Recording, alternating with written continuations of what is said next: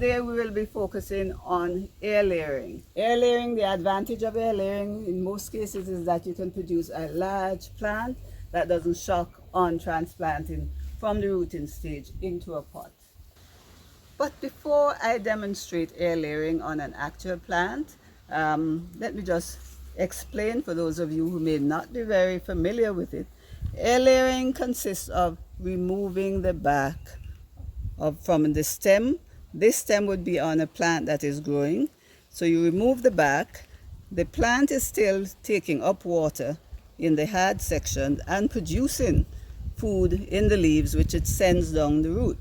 But when it gets to this cut and there's nowhere for the food in the leaf to go to, then it stimulates the plant to send out roots right at this section here.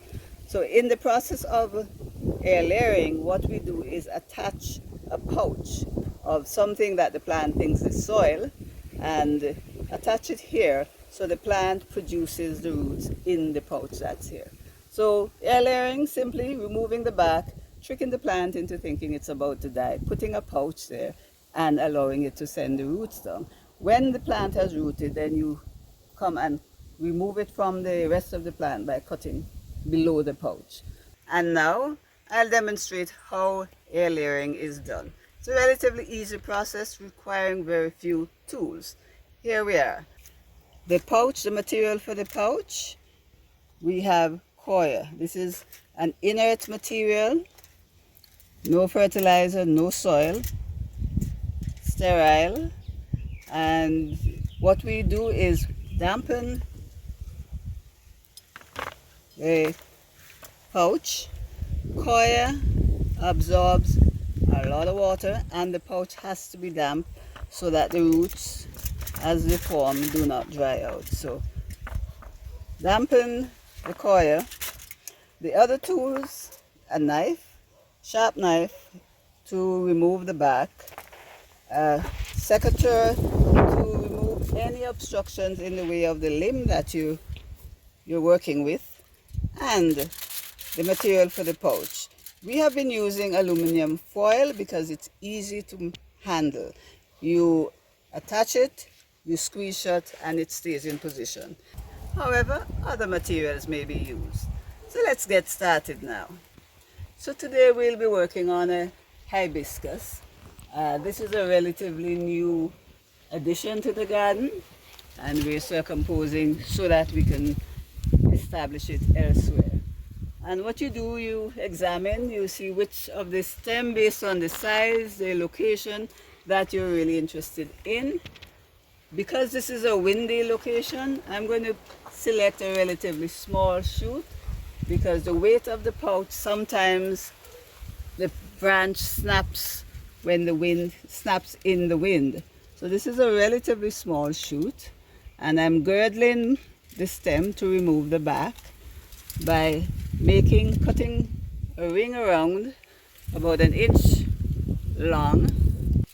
Now hibiscus is moderately difficult in terms of handling it during air layering. The bark sometimes doesn't slip easily from the stem, as you can see. You have to remove the bark completely, or else it will just callus over and continue growing rather than rooting. So here it is. It's taking a few more actions to get the bark all gone, and finally ensure that there's no remnants of the bark because the plant may just continue growing. Alright, fully debarked. Good. Now that the bark is removed, the next step is to take a small handful of the moistened coir, moisten to the point where if you squeeze it, water will come out, but don't squeeze out all of the water. You do need the moisture there because once it's in that pouch, that's where the plant is going to get its water from. And do not put too much in there because you need to be able to maneuver the pouch. You don't want the pouch to be too heavy. As I say, it may snap in the wind.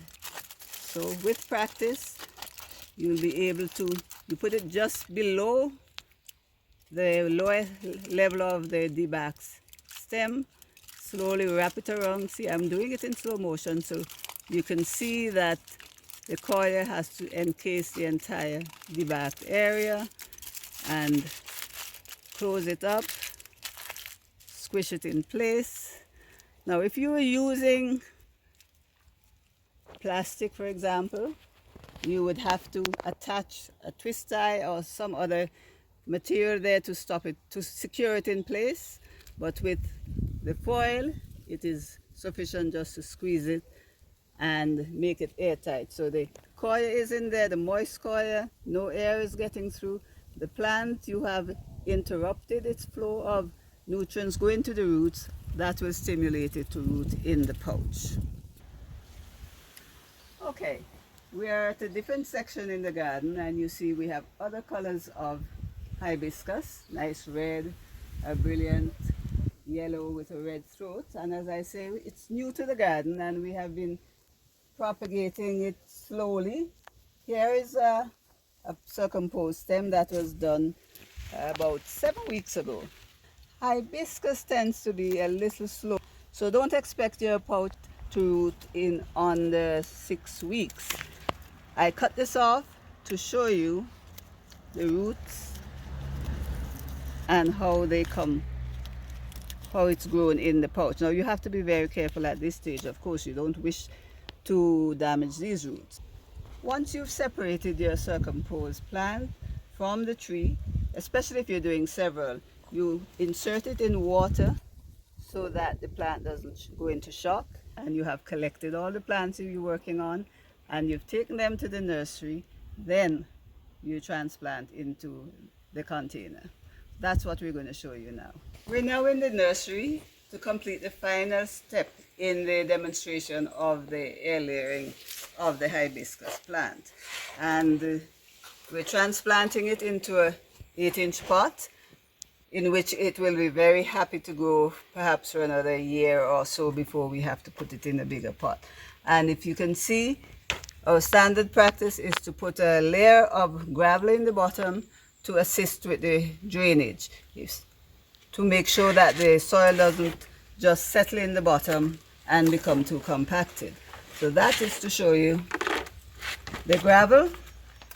So in potting, you place the pot in soil, and this is a combination of 2 to 1, 2 parts soil to 1 part compost. We place about 2/3 of the material in the pot, very carefully. We remove the lower leaves that might come in contact with the soil, and remember I say very carefully so you do not dislodge the roots. Top that up. Oops.